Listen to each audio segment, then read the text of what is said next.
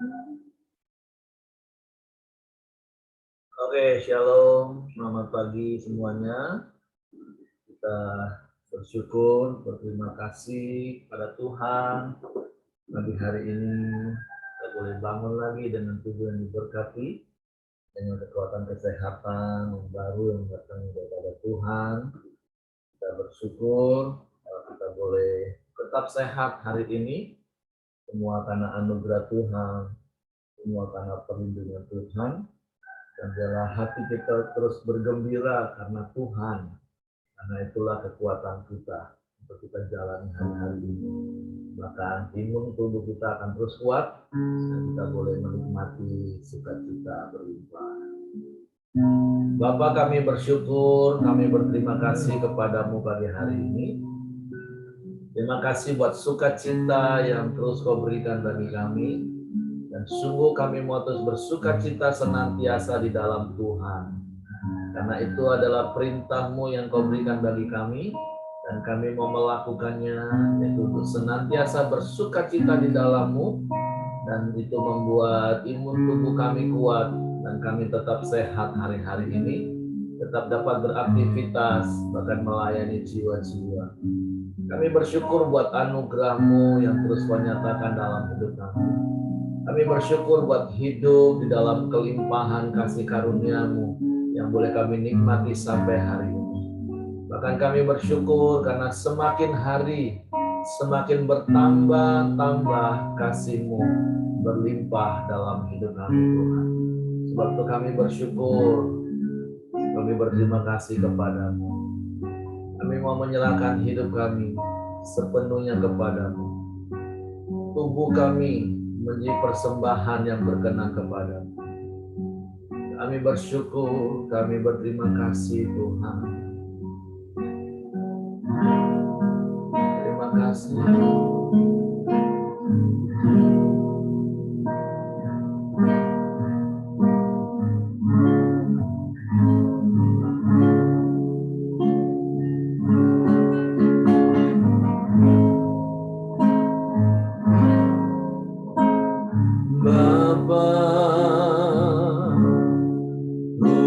Persembahkan tubuhku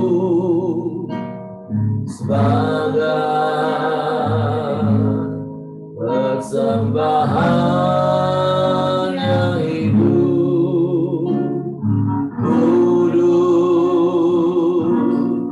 dan yang berkenan padamu, sebagai ibadah yang sejati. Bapa, kami persembahkan tubuh kami.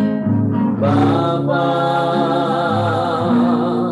ku persembahkan tubuhku sebagai persembahan yang hidup, kudus dan yang berkenan padamu, sebagai ibadah yang sejati. Ku sembahkan Tuhan, ku sembahkan Tuhan, ku serahkan hidupku kepadamu untuk kemuliaan nama-Mu. Bapa, kami persembahkan tubuh kami. Bapa, ku persembahkan tubuhku sebagai persembahan yang hidup, kudus dan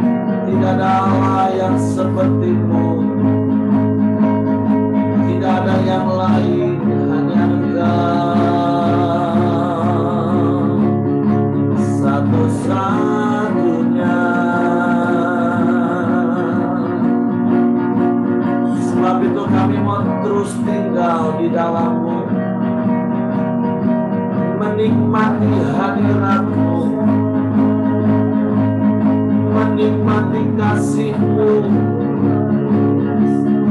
menikmati kuasa-Mu, menikmati kebaikan-kebaikan-Mu Tuhan, yang tak akan pernah habis-habisnya. Terus Kau nyatakan bagi kami. Kami bersyukur, kami bersyukur Bapa. Dan kami mau terus berkata, Engkau baik, Engkau sungguh baik, Engkau sangat baik. Tidak ada Allah yang seperti-Mu, tidak ada Allah yang lain selain Engkau. Haleluya, haleluya. Terpujilah nama-Mu. Terima kasih.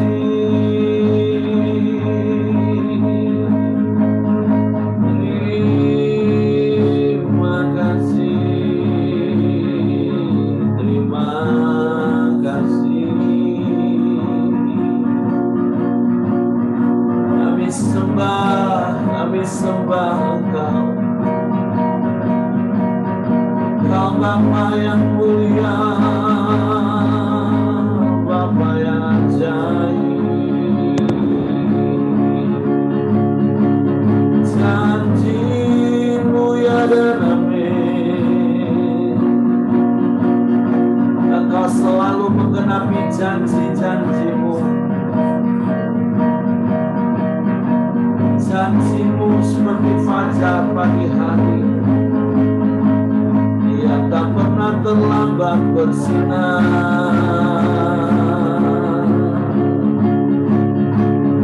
Sebab itu kami tinggal di dalam-Mu, dan firman-Mu di dalam kami. Biarlah firman-Mu yang mengendalikan hidup kami, menguasai hidup kami. Haleluya. Sehingga setiap keputusan-keputusan yang kami buat itu sesuai dengan firman-Mu, sehingga mendatangkan damai sejahtera dalam hidup kami, mendatangkan ketenangan dan ketentraman dalam hidup kami.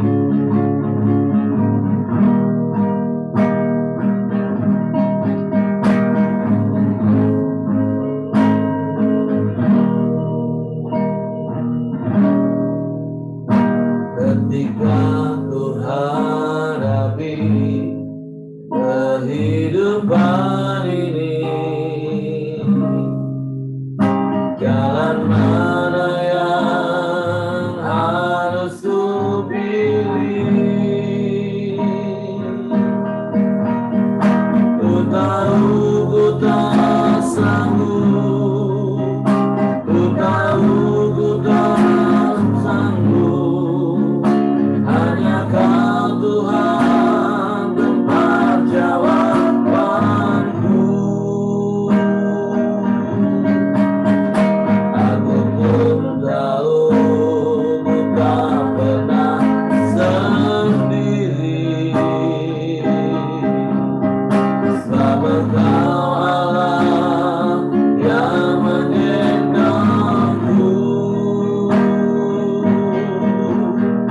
Tangan-Mu membelaiku, cinta-Mu memuaskanku. Kau mengangkatku ke tempat yang tinggi. Janji-Mu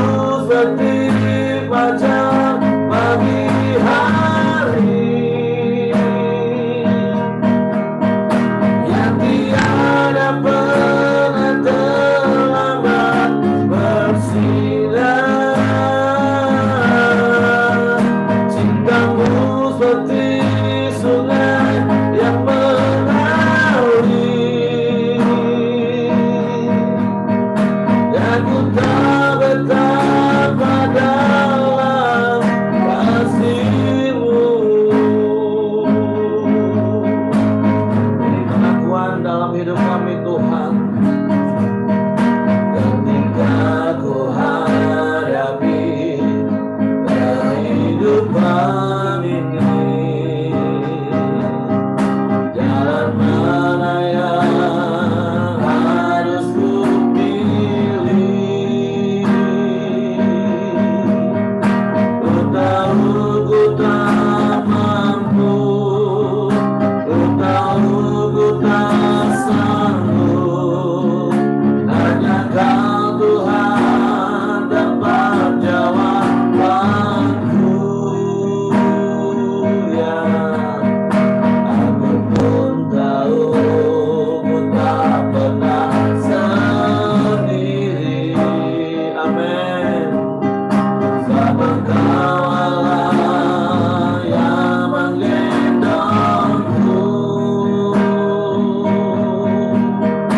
Tangan-Mu membelaiku, cinta-Mu memuaskanku. Kau mengangkatku ke tempat yang tinggi. Janji-Mu seperti fajar pagi hari. Amin. Yang tiada pernah terlambat bersinar. Cinta-Mu seperti sungai yang mengalir. Dan ku tak betapa dalam kasih-Mu. Ya, janji-Mu seperti fajar pagi hari.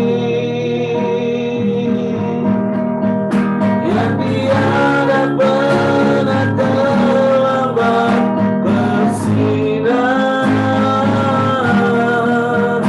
Cinta-Mu seperti sungai yang mengalir.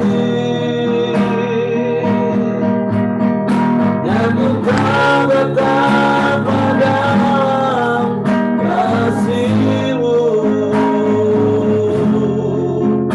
Dan ku tak betapa dalam kasih-Mu. Dan ku tak betapa dalam kasih-Mu.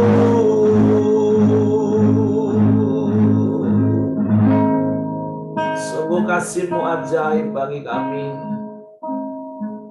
Kasih-Mu sempurna bagi kami. Janji firman-Mu ya dan amin bagi kami.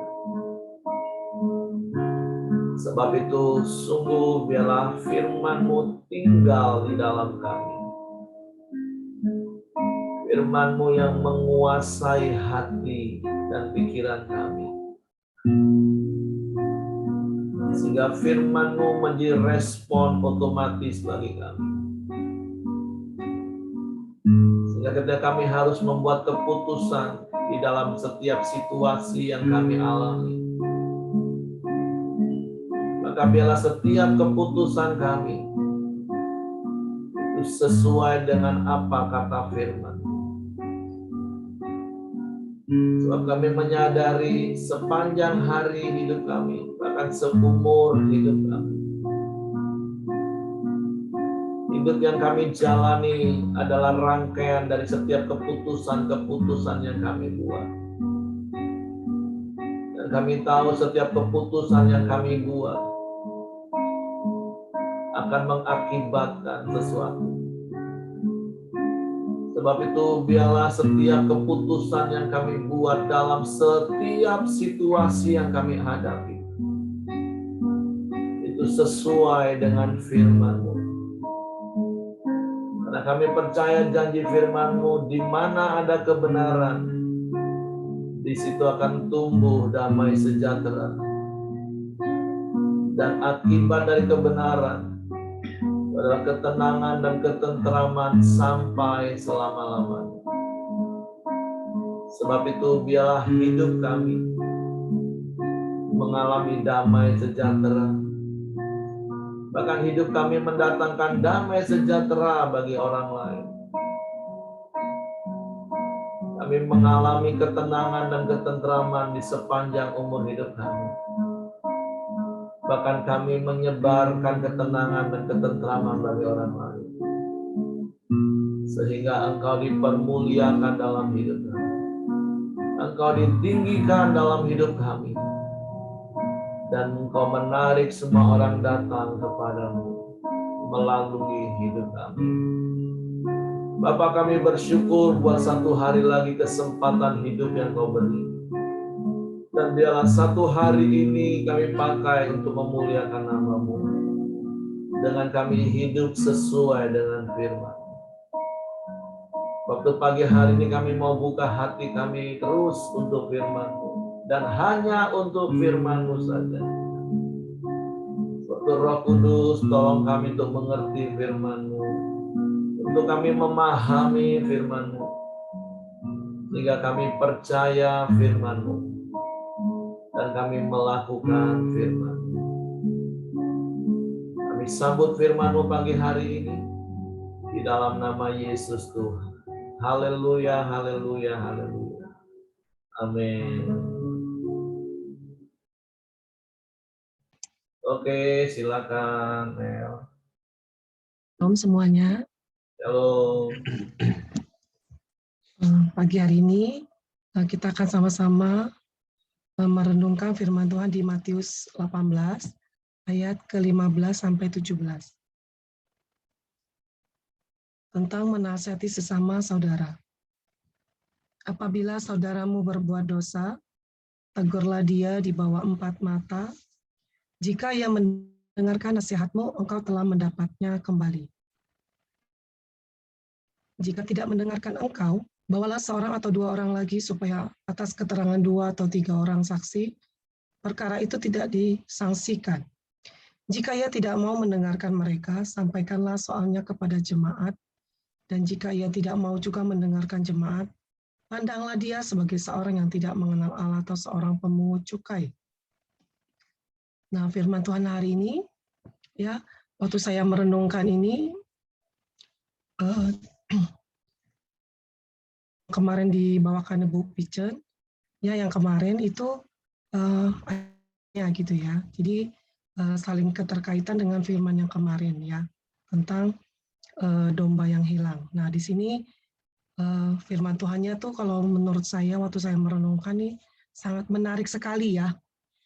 Ya, firman Tuhan ini mungkin bagi setiap kita yang membacanya kita bisa mendapatkan makna yang berbeda-beda ya. Nah, hari ini yang saya dapatkan itu saya semakin melihat Allah itu begitu luar biasa ya. Tuhan tuh begitu menunjukkan kasih-Nya ya. Saya semakin melihat luar biasanya Tuhan ya, sehingga Tuhan itu begitu menyayangkan kita gitu ya, sayang sama kita, mengasihi kita gitu ya. Ya, dia tidak mau anaknya tuh menjadi domba yang terhilang ya. Sampai di sini waktu saya baca ini saya pikir-pikir Tuhan nih kok suruh kita nih kok kepo banget gitu ya, mau urusin masalahnya orang gitu ya. Ternyata waktu saya baca ini saya malah melihat betapa luar biasanya Tuhan gitu ya. Tuhan tuh sayang sama kita sehingga dia sampai pesan sama kita gitu ya. Jangan sampai teman kita mungkin ya, atau mungkin keluarga kita, atau teman kita, suami kita, istri kita gitu ya. Sampai orang yang melakukan salah, bahkan menjadi domba yang hilang gitu ya. Betapa luar biasanya Tuhan ya. Semakin kita mengenal Tuhan, semakin kita melihat karyanya Tuhan ya. Tuhan itu begitu luar biasa mengasihi kita. Ya, di sini ditulis, apabila saudaramu berbuat dosa, tegurlah dia di bawah 4 mata. Jika ia mendengar nasihatmu, engkau telah mendapatnya kembali. Nah ya, di sini kalau 4 mata, di sini jelas sekali ya bahwa kita menolong teman kita, kah, saudara kita atau siapapun ya, untuk menegurnya dari kesalahan. Nah, sekarang seringkali kita nih punya teman baik gitu ya, atau mungkin dalam keluarga gitu ya, hubungan baik ada gitu ya. Mungkin waktu bermain bersama, waktu jalan bersama, melayani bersama, mungkin kita terlihat akrab, terlihat asik gitu ya. Nah, tetapi terkadang kenapa kita sulit ya, kita gagal untuk bisa menegur teman kita gitu ya, kalau saya bilang. Nah, terkadang orang-orang yang dekat sama memang dari hari-harinya gitu ya. Tapi kadang-kadang mereka itu tidak memberi kita ruang ya untuk kita bisa menyentuh area pribadinya gitu ya. Maksudnya dalam hal masalah pribadi gitu ya. Nah, di sini Tuhan tuh menunjukkan betapa dia mengasihi anak-anak sampai dia pesan sama kita ya. Nah, kenapa kadang-kadang kita bisa gagal ya untuk menasihati teman kita atau saudara kita atau keluarga kita yang melakukan salah. Nah, Tuhan memberikan teladannya ya bahwa teman kita dengan tujuan apa gitu ya? Apakah kita memakai kasihnya Kristus? Apakah kita menggunakan egonya manusia kita gitu? Kadang-kadang kita menegur teman itu bisa karena kita tuh jengkel gitu ya. Ini orang kok nggak tobat-tobat gitu misalnya. Karena kita benci sama dia, atau karena dia sudah merugikan kita gitu ya. Ataukah kita menegur teman kita itu karena kita mengasihi dia, karena kita memiliki pengampunan ya buat dia. Apakah kita memiliki satu visi apa gitu ya. Jadi di sini Tuhan tuh mengajarkan kita untuk mengasihi dengan empat mata itu supaya kita tuh tidak ada pihak ketiga ya. Kadang-kadang ada tipe orang yang ingin tahu masalah orang itu jadiin bahan gosipan ya. Ada juga yang memiliki tujuan supaya dia tidak menjadi orang yang terhilang, bisa kembali kepada Kristus ya. Nah, jadi hari ini Tuhan tuh mengingatkan saya cerita tentang Zakheus ya. Waktu kecil-kecil saya sekolah minggu, Zakheus ini termasuk ngetop lah, sampai suka di sekolah minggu ada nyanyinya ya, Zakheus orang pendek gitu ya. Jadi saya tiba-tiba ingat sama Zakheus ya. Nah, Zakheus ini kan di kota Yeriko dia tuh seorang pemungut cukai yang kaya ya. Dia bekerja untuk pemerintahan Roma ya.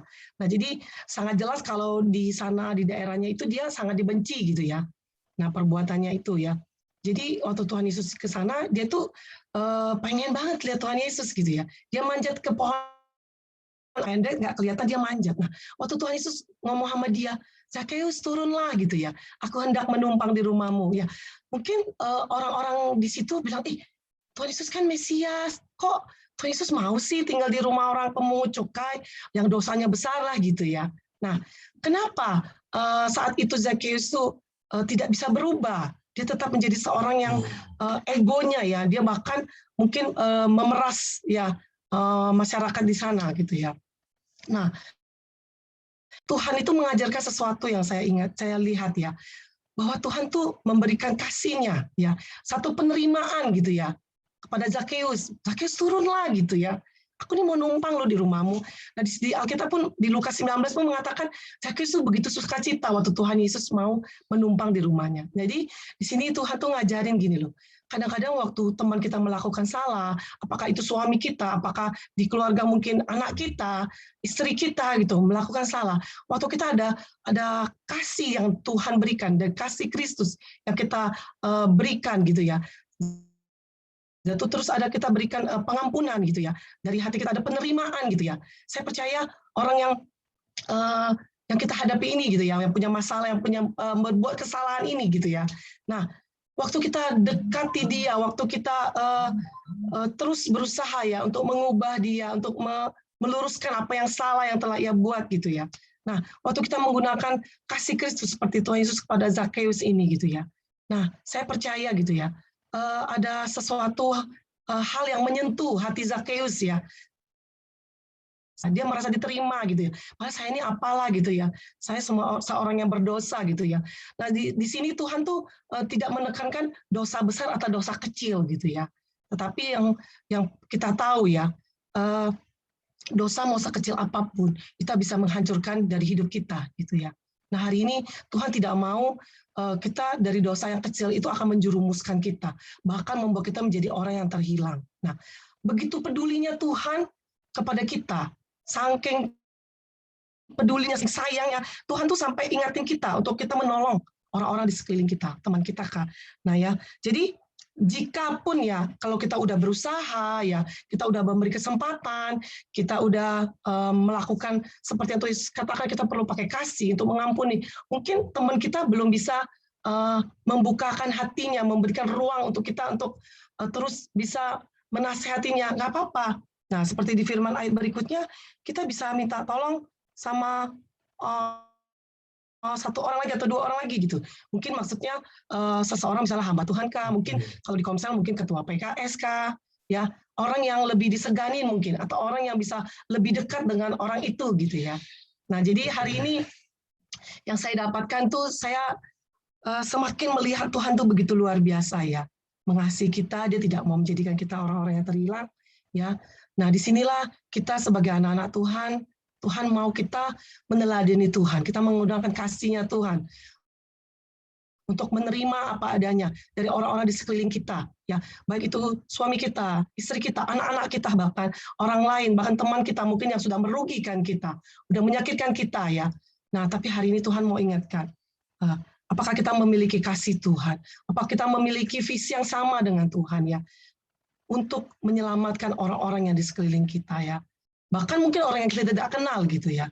Ya, bisa. Mungkin kita memiliki hubungan teman kerja mungkin ya yang tidak terlalu akrab ya. Tapi kita nggak tahu apakah Tuhan bisa pakai kita gitu ya untuk menolong orang lain. Itu Pak, terima kasih Pak buat hari ini.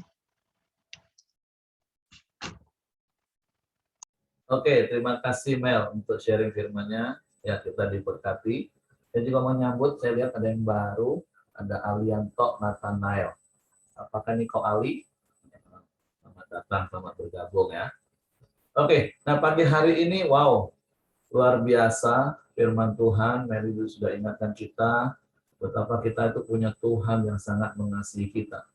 Nah, kalau saya baca pelan-pelan ayat ini, sebenarnya hal yang pertama yang Tuhan mau ajar kepada kita itu adalah etika. Tapi etika yang didasari dengan kasih. Coba ya kita baca pelan-pelan. Kalau ada saudara kita yang salah, berbuat dosa, nah etika yang pertama itu kita tegur 4 mata. Tentu dengan penuh kasih. Kan saya sudah pernah sampaikan bedanya tegur dan marah. Kita nggak boleh marahin orang, dan kita juga nggak boleh marah-marah. Tapi kita diberi otoritas untuk menegur dengan kasih. Mulai dari SP1, SP2, bahkan mungkin SP3. Tapi dengan tulus untuk orang itu bertobat dan menjadi baik lagi. Nah, itu seperti Meli tadi katakan, kadang tiap hari kan kita ngadepin orang model seperti itu, mungkin di komsel kita, mungkin teman-teman kita, bahkan mungkin saudara kita. Yuk miliki hati yang penuh kasih. Jangan masa bodoh, lantaklah dia anak berdosa, terserahlah. Nah, nanti ditegur, dia tidak mau bertobat, aku pula yang disalahin. Lantaklah. Nah, nggak boleh. Kita tetap harus mempunyai kasih. Nah, kenapa kita bisa punya kasih seperti itu? Nanti yang di langkah yang ketiga itu. Banyak orang kadang gagalnya di situ. Dan pemahamannya harus benar dulu tentang ayat ini. Nah, jadi kalau ada yang berdosa ditegur dengan penuh kasih, tentu berulang-ulang. Kalau sampai satu titik tetap mentok dia nggak mau bertobat, nah firman Tuhan baru berikutnya katakan, ajak 2-3 orang saksi yang kesaksiannya supaya perkara yang tidak dapat disangsikan, nggak diragukan. Memang meneguhkan apa yang kita nyatakan kepada yang berdosa itu betul. Dan yang lain tuh katakan memang kamu berdosa, kamu harus bertobat. Karena kan kebanyakan bahkan orang Kristen sekalipun tidak hidup dalam kebenaran, tapi dalam pembenaran. Bahkan ketika ditegur, dia nggak merasa salah, dia malah merasa benar. Nah, yang langkah yang ketiga inilah yang harus benar-benar kita praktek. Supaya apa? Maksudnya gini, supaya waktu kita mau praktek firman, menegur yang berdosa, terus ketika dia responnya nggak benar, nah terkadang kan kita bisa jadi kecewa. Artinya begini loh, aku sudah habis waktu, Aku sudah habis tenaga. Aku sebenarnya tulus mau mengasihi engkau. Tapi aku malah dipersalahkan. Sudahlah, lebih baik nggak usah. Nah, yang ketiga perhatikan Bapak Ibu ya. Di situ dikatakan jika ia tidak mau mendengarkan, sampaikan kepada jemaat. Dan jika ia tidak mau juga mendengarkan jemaat, nah bagian terakhir ini yang harus kita pahami. Pandanglah dia sebagai orang yang tidak mengenal Allah atau seorang pemungut cukai. Nah maksudnya apa sih Bapak Ibu? Supaya kita bisa menerima dia dan memahami. Karena firman Tuhan kan mengajari kita. Yesus itu mengasihi orang berdosa. Walaupun kita harus benci dengan dosanya. Tapi kita tetap harus mengasihi dia. Artinya bahkan sampai sudah etika level yang ketiga, dia juga tetap nggak mau bertobat, kita nggak boleh benci dia. Kita disuruh memandang dia sebagai orang yang tidak mengenal Allah, sebagai pemungut cukai. Ya sudahlah, memang dia belum mengenal Tuhan, dia wajar lakukan seperti itu. Nah, seringkali kenapa kita kecewa, marah sendiri ketika kita nasihati saudara seiman tentunya. Waktu dia berbuat salah, kita nasihati dengan kebenaran firman Tuhan. Dia nggak mau bertobat, malah kita dipersalahkan. Wah, kita mulai marah, kita mulai kecewa. Emang kau ini dasar, tak tahu diri, tak tahu untung, sudah dinasehati ini, sudah terserah. Nah, Yesus mau kita memandang mereka itu sebagai orang yang memang orang nggak mengenal Allah, gimana mau hidup dalam kebenaran. Mereka memang hidup dalam dosa. Nah, walaupun bukan berarti kita kompromi dengan dosanya. Karena satu kali sekitar 20 atau 25 ya sekitar 20-an tahun yang lalu lah. Ada seorang anak muda ngomong sama saya gini. Dia panggil Om dengan saya waktu itu. Om, kenapa lah ya? Kalau seandainya teman-teman aku yang nggak percaya Yesus itu nipu aku tuh biasa beda sakit hati. Tapi kalau orang Kristen, apalagi kalau sesama pelayan, nipu aku, sakitnya minta ampun. Saya kasih tahu kenapa hal itu bisa terjadi. Karena ada standar dalam hidupmu. Orang Kristen harusnya nggak boleh gitu. Tapi orang yang di luar Kristen wajar dia nipu, memang itu kerjaan dia. Dia nggak tahu kebenaran. Nah, ayat ini maksudnya seperti itu Bapak Ibu. Bisa paham ya? Jadi ketika kita nasihati orang Kristen, orang percaya, terus dia nggak mau bertobat juga, ya sudahlah, pandanglah dia sebagai orang yang tidak mengenal Allah atau pemungut cukai. Ya memang dia nggak ngerti kebenaran, dia memang hidup di dalam dosa. Jadi kita nggak boleh marah. Kita nggak boleh menuntut dia dengan standar seperti kita yang hidup dalam kebenaran. Wow, ini keren banget saya pikir. Emang Tuhan itu ngajarin kita itu benar-benar tulus ya, penuh kasih ya. Bayangin loh, kalau sampai tahap yang ketiga ini kan prosesnya nggak sebentar kan? Bukan sekali kita nasihati dan tegur dia berarti kan?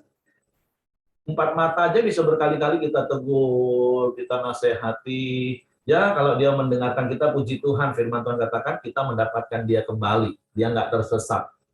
Nah, tapi kalau ada orang yang ngotot tetap dengan merasa kebenarannya sendiri, merasa benar, ya sudah panggil saksi untuk membuktikan bahwa memang dia salah.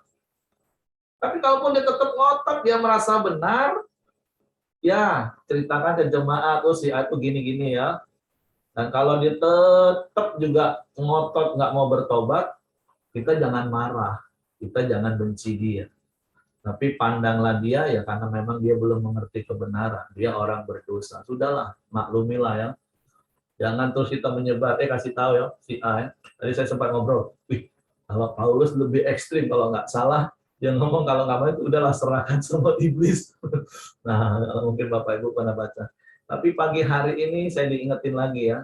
Saya tahu dan saya bisa pahami kadang beberapa di antara kita waktu kita mentorin orang, kita bisa jengkel sendiri, kita bisa marah sendiri. Ini orang bebalnya minta ampun ya, dinasihati berkali-kali juga nggak bertobat ya.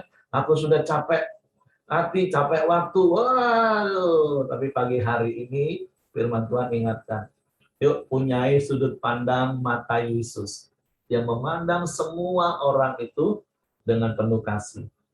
Ya lagi bahkan kalaupun dia adalah memang orang berdosa, pemungut cukai, orang yang tidak mengenal Allah, kita tetap harus mengasihi dia, nggak boleh benci dia.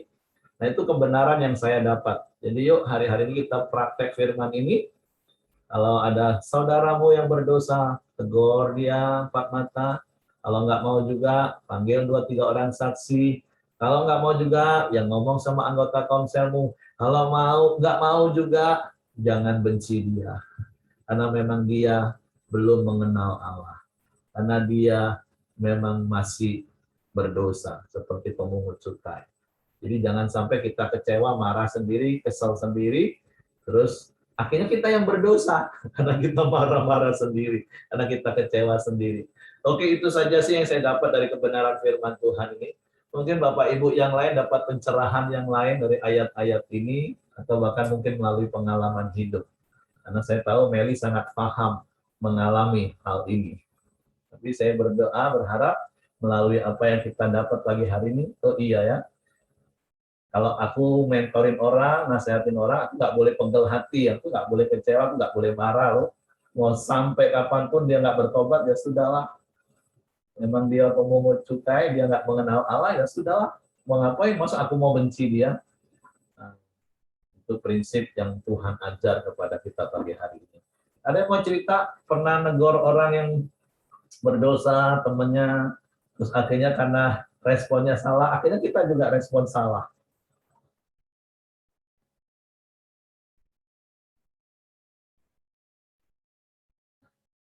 Atau di posisi ditegur terus Bapak Ibu. Ya saya berdoa Bapak Ibu bukan di posisi yang orang yang suka ditegur karena berdosa terus kan. Ya, kita naik level, kita menjadi orang yang hidup dalam kebenaran dan mengajar orang hidup dalam kebenaran. Dan ketika kita mengajar orang dalam kebenaran, yaitu tadi, jangan terus akhirnya kita arogan dan buat standar. Sehingga kita bisa kecewa sendiri, marah sendiri ketika kok ini orang nggak taat-taat, ini orang bebal banget ya, percuma kalau jadi orang Kristen. Oh nggak boleh, harus dipandang, oh berarti memang dia belum mengenal Allah, seorang pemungut cukai. Yuk silakan, Hengki atau Meli mau tambahkan. Ya Pak, saya mau beri kesaksian juga Pak. Beberapa hari yang lalu benar Pak, kami pernah mementor satu keluarga juga Pak. Jadi sampai saya sendiri yang kesel gitu loh Pak. Karena yang kita ngomongin A, dia kerjakan B. Dan itu kita bilang berdasarkan firman Tuhan tidak boleh begini, tapi dia mau gitu loh melakukannya. Nah, itu akhirnya karena memang saya terbawa emosi ya. Saya langsung bilang, saya cerita sama Pak Heri juga, Pak, tidak mau lagi lah Pak, saya juga marah sama Meli juga. Orangnya di ngomongin bebal gitu loh Pak. Tidak bisa nurut, maksudnya apa yang kita ngomong, dia mau melakukan yang sesuai dengan kehendaknya juga. Ujung-ujungnya sesuai dengan kehendak hatinya juga. Jadi apa yang kita ngomong itu tidak ada hasilnya gitu loh. Itu sering terjadi Pak. Dan juga kemarin saya baru dapat sih kan yang di Lukas kemarin Pak. Di ayat 17 katanya bersukacitalah gitu Pak kalau kita membawa mereka kepada kebenaran Pak. Jadi kalau memang di saat kita ngajarin, kita konselingin, mereka tidak mau berbalik. Tetapi di saat mereka sudah tumbur tembok, tidak ada jalan keluar lagi, oh ya mereka baru bilang, oh ya betul ya, apa yang kamu katakan gitu ya. Nah, seringkali manusia itu gitu. Kalau masih kuat, masih gagah, masih banyak uang, suara kita tuh tidak didengar. Tapi kalau itu sudah habis semua, sudah tidak ada jalan lagi, jalan buntu, dia baru mau dengan lembut datang gitu. Nah, tapi kita di pagi hari ini diingatkan tidak bosan-bosan, tidak jemu-jemu, terus dengan kasih yang ikhlas dan tulus, kita terus membawa mereka kepada Tuhan. Dan kebenaran firman harus terus kita sampaikan kepada setiap mereka. Ya itu saja Pak kesaksiannya Pak. Terima kasih Pak. Oh bagus, jadi jangan patah semangat nasehatin orang, terus marah dewek. Tunggulah waktu kau nunggu tembok, rasoin kau ya udah boleh. Jadi kita tetap mengasihi dia, ya tapi kalau dia tidak mau dengar ya sudahlah, itu pilihan dia lagi. Yuk Pak Santo mau tambahkan, silakan. Ya memang di dalam perikop ini harus betul kita pahami ya dengan kalau kita melihat kan ada ada proses ya di dalam kita menegur saudara kita. Ya, pertama 4 mata, ketiga 2-3 orang, berarti hafruta. Nah, masing-masingnya harus kita miliki nih. Mungkin ada bapak rohani atau siapa teman dekat ya yang awam. Kedua itu hafruta itu bicara tentang pemuritan. Jadi ada pemuritan ini yang kalau kita pemuritan kuat pasti bisa saling menegur gitu loh. Nah, yang ketiga langkah yang berikutnya adalah jemaat. Ingat, jemaat kita dulu ya itu terdiri dari biasanya tidak lebih dari 12 orang. Nah, itu satu jemaat, hitung. Sampai hari ini juga kita sebut satu jemaat itu 12 orang ya. Nah, bukan seperti kita jemaat sekarang jemaat pagi misal ada 100 orang. Nah, kita umumkan di 100 orang itu. Ini kadang yang salah ya. Dulu saya pernah itu ada salah satu orang yang salah, itu diumumkan di satu jemaat, di satu forum gitu loh. Satu ibadah besar. Nah, itu pada prakteknya yang kurang tepat ya. Nah, di sini firman Tuhan sudah ajarkan 2 orang, 2-3 orang, satu jemaat. Nah, satu jemaat itu ya sekelompok komsel lah, saya bilang komsel. Kalau seperti komsel kemarin kasih damai sejahtera itu kan sudah 15 orang kan, 18 orang. Nah, kalau bisa lebih kecil lagi, seperti komsel 2.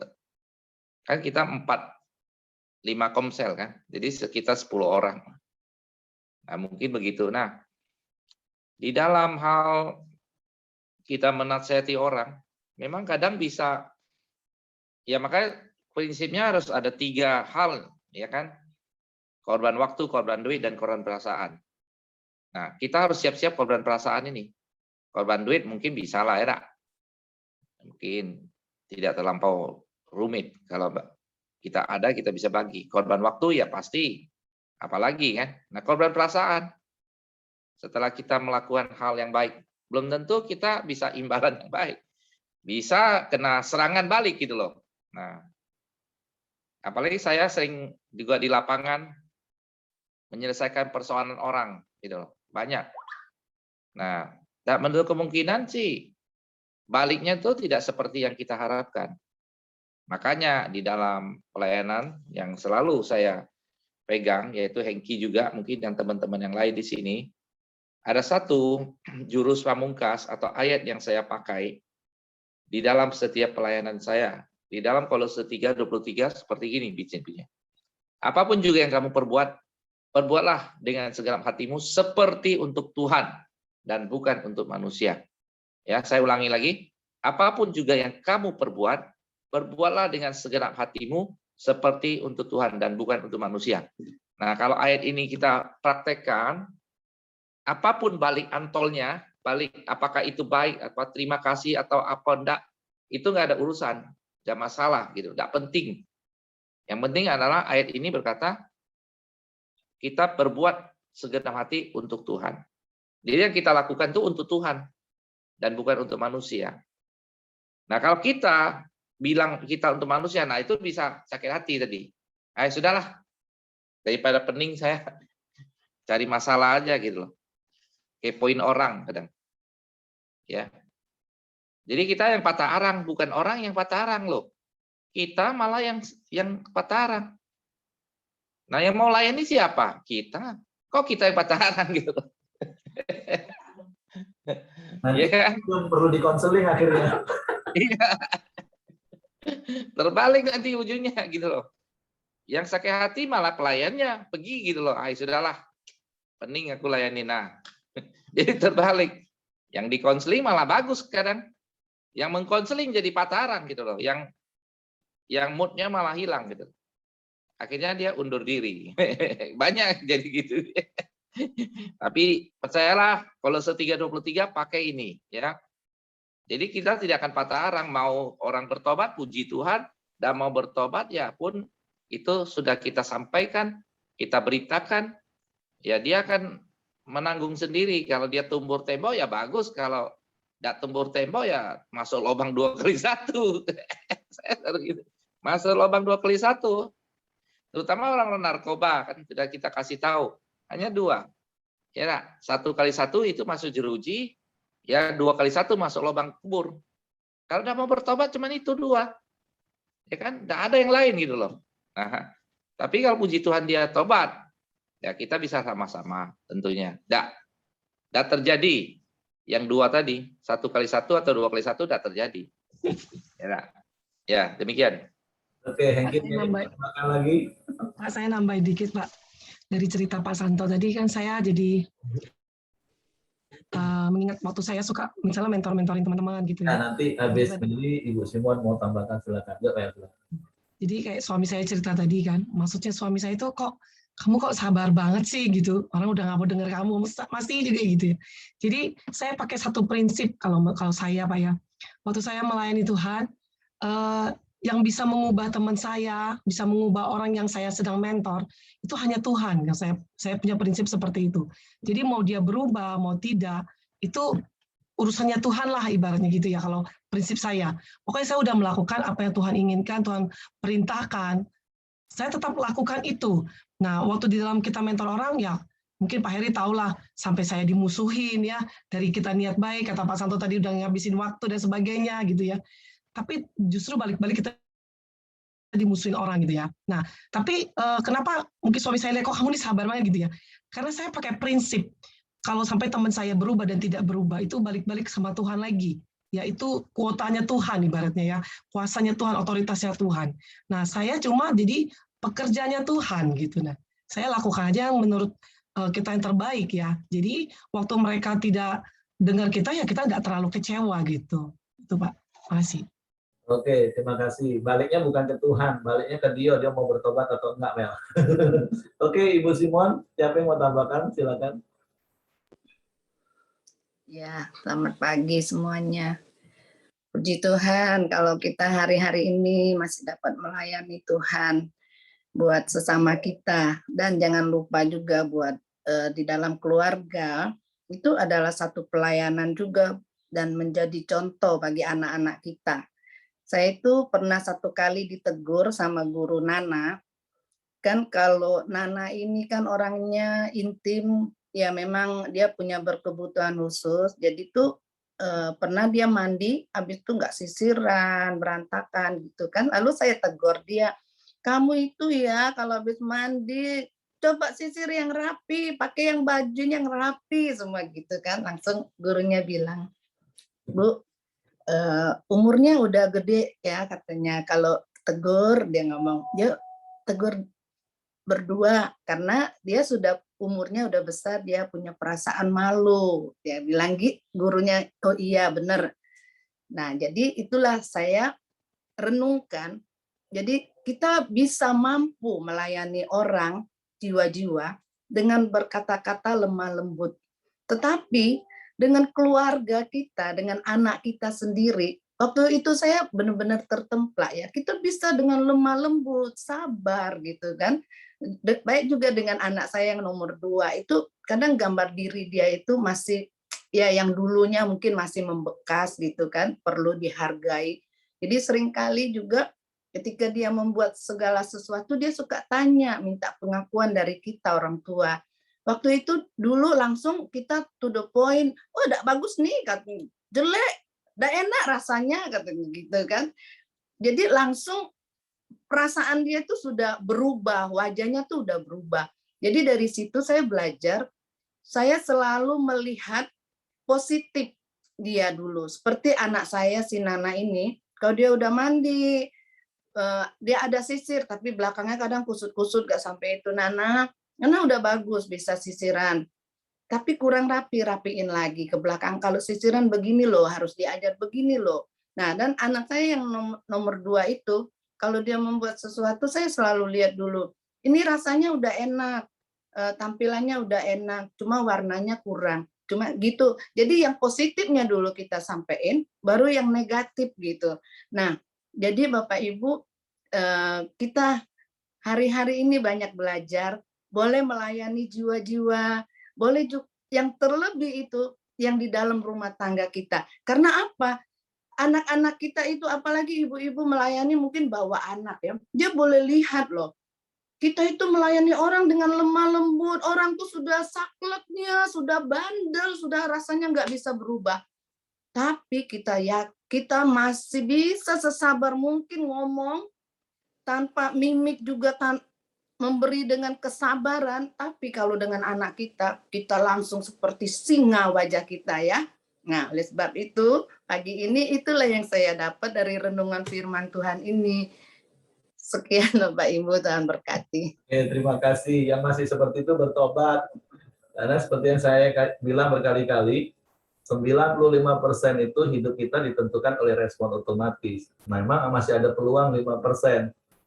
Ngadepin orang lain, kita pakai yang 5%. Pasang nada lembut, pasang mukul, walaupun mungkin hatinya sudah dongkol, ini orang dikasih tahu, tapi kenapa dengan anak? Karena makanya ada satu kalimat di CNN sudah 3-4 tahun ini, starting from your home, mulai dari rumahmu. Ini bukan soal bisa atau tidak bisa, mau atau nggak mau. Pertanyaannya kenapa nggak mau? Dengan orang lain kamu bisa kok. Berarti dengan istri, dengan anak, dengan pasanganmu, pasti kamu bisa sebenarnya. Cuman kenapa nggak mau? Nah, ayo praktek kasih. Jangan cuma dengan orang bisa ngomong lembut, dimulai dari keluarga. Nah, itu yang harus kita praktek. Haleluya. Nah, jadi kalau soal intim, anak saya yang umur 11 sampai sekarang tiap mandi juga kadang nggak mau sisir, ada sini sisir. Nah, terus ada satu hal yang bagus yang Ibu Simon tadi katakan, belajarlah walaupun berkali-kali saya katakan kalimat itu cuma 10% pengaruhnya, tapi berkata-katalah dengan bijak. Jangan berkata-kata menghakimi, jangan berkata-kata menjatuhkan. Kan seperti tadi daripada, oh kalau ini udah besar, sisiran beda pisau. Nah, kan lebih baik, wah rambutnya sudah rapi, tapi kalau mau lebih cantik kan harus lebih rapi lagi. Atau kalau mau ngomong, kasih ujiannya dulu, nanti baru kasih kritikannya. Supaya hatinya siap waktu dikasih masukan. Jangan hatinya lagi berharap dipuji, langsung ditembak 12 pas. Sudahlah mental. Apalagi kalau yang bersangkutan gambar dirinya belum pulih benar, akan susah. Jadi yuk belajar berkomunikasi, tapi sekali lagi dasar etika kasih yang Yesus ajar pagi hari ini, bahkan sampai mentok, dia tetap nggak mau bertobat, ya sudahlah, pandanglah mereka sebagai orang yang tidak mengenal Allah dan pemungut cukai. Ya sudahlah, maklumilah. Memang dia tidak kenal Allah, gimana? Hidupnya memang seperti itu. Jangan sampai kita marah, kita kecewa, dan akhirnya kita yang dikonseling. Oke, saya pikir itu saja. Yuk praktek, renungkan firman Tuhan hari ini, dan kita akan masuk di dalam doa. Saya serahkan kembali kepada Hengki. Oke, mari kita masuk dalam doa sepakat kita di pagi hari ini. Silakan Joni.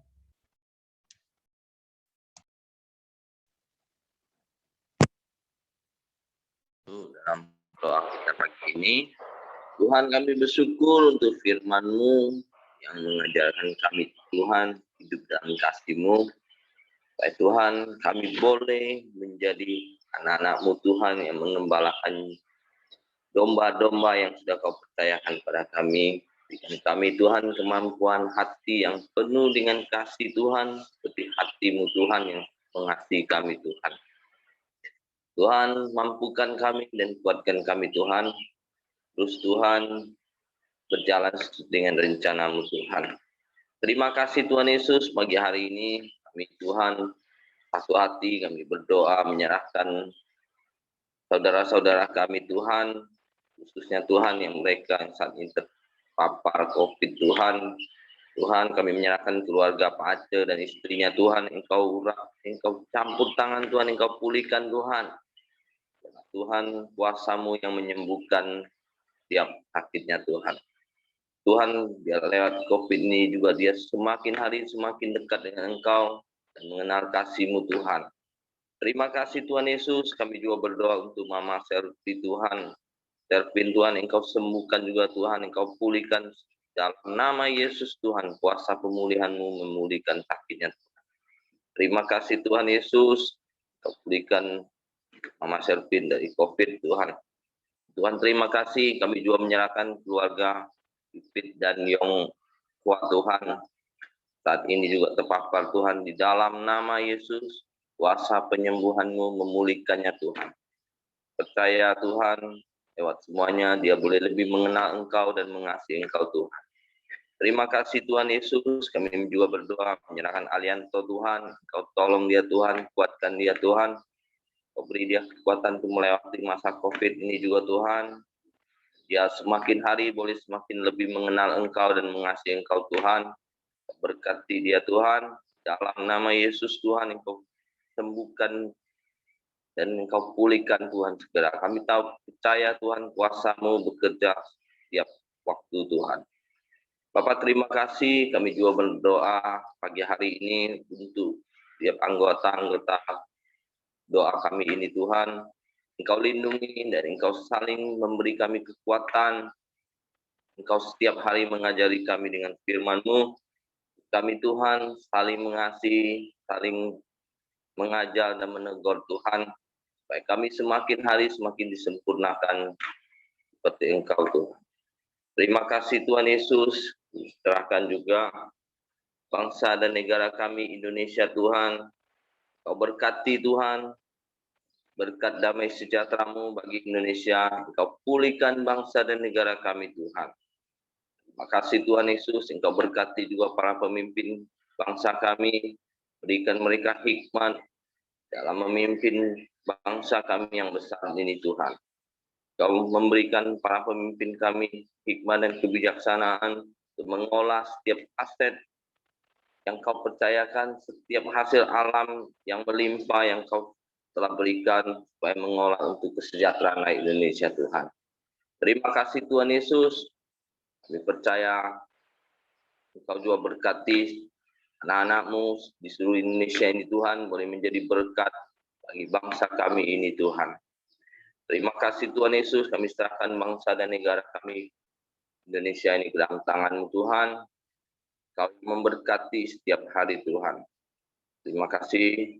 Hari ini kita mau doa Bapa kami. Bapa kami yang di surga, dikuduskanlah nama-Mu, datanglah kerajaan-Mu, jadilah kehendak-Mu di bumi seperti di surga. Berikanlah kami pada hari ini makan kami yang secukupnya, dan ampunilah kami akan kesalahan kami. Kami juga mengampuni orang yang bersalah kepada kami. Dan janganlah membawa kami ke dalam pencobaan, tapi lepaskanlah kami daripada yang jahat. Karena Engkaulah yang punya kerajaan dan kuasa dan kemuliaan sampai selama-lamanya. Amin. Pak Santo tutup dalam doa Pak, silakan Pak. Bapak terima kasih, kami sungguh bersyukur, kami sudah belajar hari ini Tuhan tentang satu kebenaran lagi bahwa kami siap Tuhan untuk menolong saudara kami ketika mereka keluar dari koridor firman. Tuhan pakai hati kami, siapkan hati kami, Tuhan untuk menjadi pemulih, penyembuh orang lain juga Tuhan. Terpujilah nama-Mu ya Tuhan, kami mau praktek firman-Mu, kami akan melakukan firman-Mu, dan Tuhan biarlah Engkau menyertai kami kemanapun kami pergi. Terima kasih Tuhan, dan berkati teman-teman kami hari ini yang sudah ikut Zoom ini, dan sembuhkan orang-orang yang terpapar COVID ya Tuhan. Terima kasih buat semuanya yang Kau berikan itu baik ya Tuhan. Terpujilah nama-Mu, kami sambut berkat-Mu buat pagi ini hanya di dalam nama Yesus Kristus Tuhan. Haleluya. Amin. Oke, semangat pagi, selamat beraktivitas, Tuhan memberkati. Sampai ketemu besok pagi lagi.